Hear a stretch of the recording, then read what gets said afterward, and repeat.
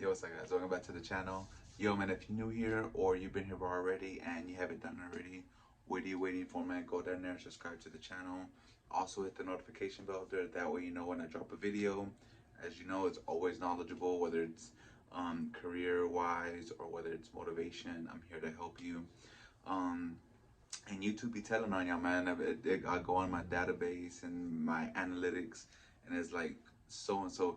For me to have 2,000 subscribers, right? I get like a lot of, not a lot of traction, but you know, my videos get some views, and then I go on there and it says like 80% haven't subscribed or whatever, and that hurts me, man. I need y'all to help me. I need you to go and subscribe. It doesn't cost anything to subscribe and watch it. You know, watch my content. You know, whether you like it or you don't, or whether it helps you or not. Um, well, I guess kind of biased, right? If it helps you and you think that these videos can help somebody, whether it's a granddaughter, whether it's a daughter, whether it's a friend, share it, man. Share these videos, and you know, let's just learn and grow together, you know.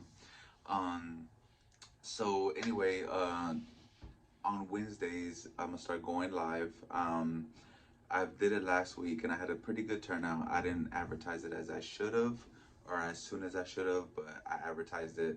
But I'm gonna start going live every Wednesday for, you know, all you guys that have any kind of questions. Still leave your questions on the comment section because it helps the algorithm on YouTube. But on Wednesdays at 7 p.m. Eastern time, because I live in Florida, I'll start going live. I went live last week, like I said, so Wednesday's coming up. So if you're available on Eastern time, make plans to be there. Let's talk, get to know each other, and I'll give you the knowledge, advice I can give you for you to make the best decision, not only for you right now, but for you in the future. You know, name another channel that would do that for you guys. Come on, let's keep it 100, right? So anyway, today I want to talk about the difference between X-rays and digital X-rays. So basically, between this, now that we're here, and that's crazy, right? Let's think about this. You know, between a span of, I don't know, 20 years, we've seen so many different changes. I'm gonna say 10 years because I've been in the field for 12 years, and when I first started, and I guess I was the last class that they did that, I was still learning film, which is, yeah, that's what you should store it in. And if you open one of those things up, man, and you couldn't expose the film to the light, and yeah, I'm guilty. I've done it. You know, I was a student, and okay, so story time. I was a student, right? And they sent me to orthopedic office, and they're like, you know, and I knew I had to go in there, the detector up, make sure that I put a new film in there or whatever. So I went in there and I closed the door. Everything was dark. I opened the detector so I can open the cassette so I can put the film in there. And I heard a knock, do do do, and I had the cabinet on the bottom open, so the film was exposed. I opened the door, and they were like, "No," you know. I was like, I closed the door, and they're like, "Okay, now all that film is ruined. So you have to throw that film away because what happens is that it causes artifact." I knew it, but I didn't know it. I was a student, man, and you're gonna make mistakes. It doesn't matter if you're a student, a veteran, nobody's ever perfect, and you're gonna make mistakes. So I had the honor, honestly, it's an honor. I had the honor to work with film. It was a cool, man, because it was a cool dark room, which looked like this. Yeah, man, you had to go in there, and it was like a red little light bulb, a red light bulb. You had to go in there. It took your eyes, I'm gonna say it, a good 30 seconds to a minute to adjust to the lighting, right? And it was crazy. You go in there by yourself, close the doors, open the cassette up, take the film out, run it through the processor and developer, and then it'll pop out on the other side. You know, with the doors closed, of course, cabinets closed, everything, and you open the door and leave. But I think that was so cool to be able to see that.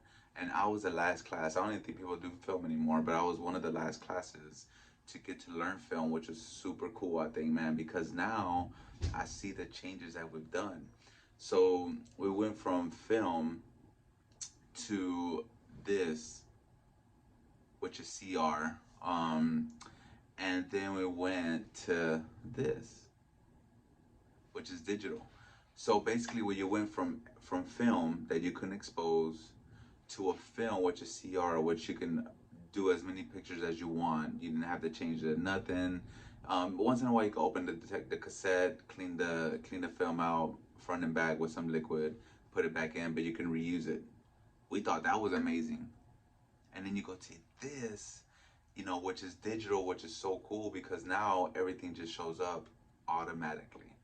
Like, how cool is that? Like, just to see the different changes in the 10-year span that I saw was amazing. And I'm excited to see what's next. You know what I'm saying? So that's the cool part.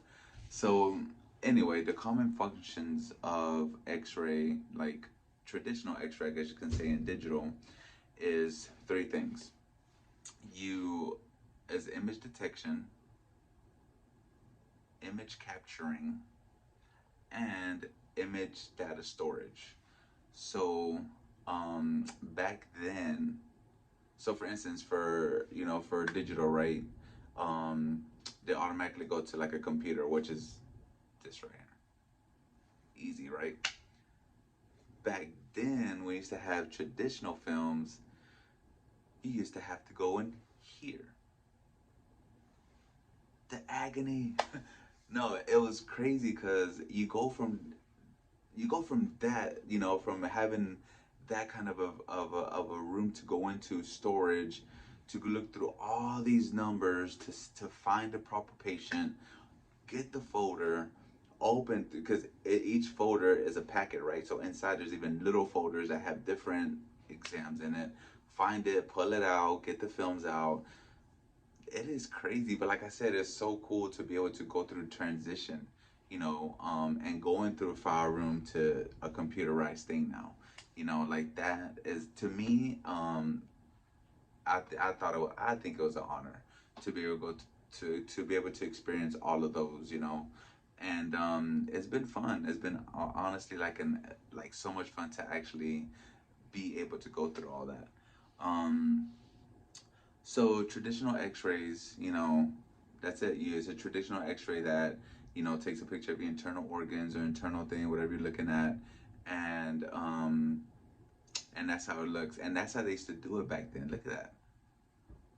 Look at all the hanging of the films. Like how cool it is to be able to see that. I feel like I'm a grandpa in radiology because I got to put films up, which is super cool, super dope. And you had to put them the correct way because you could put them up and you could put them backwards, and you're like, that don't look right. And you could just, especially if you're hanging up CTs. Oh my God, CTs.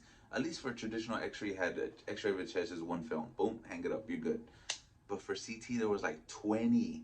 So you had to make sure that, if you did an abdomen, that it started, from the diaphragm down, and make sure that it was tedious. And then to have to pull them all out, all down, put them back in the folder, put them back in the storage. Sometimes we had like a cart, and we probably like, I'm not going to lie to you, probably like 30 or 40, 50 of them to take back to the file room and alphabetically number, put them back in order. Yeah, that was, like I said, it was fun, because you got paid for it. You went to the storage room, like, hey, Juan, it's your turn to go to the storage room.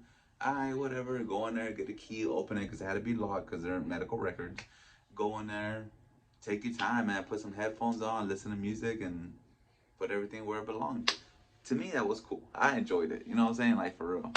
Um, and then the digital, that's what it says, is digital. You know what I'm saying? It's digital X-rays, and it just gets stored straight into electronic health records.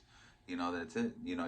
Everything's electronic now. Everything's, you don't have to worry about film. You don't have to worry about hanging film. You don't have to worry about getting, they call them jackets, like, patient jacket. Hey, why don't you give me this jacket? Okay, had to go over there and get jackets and stuff.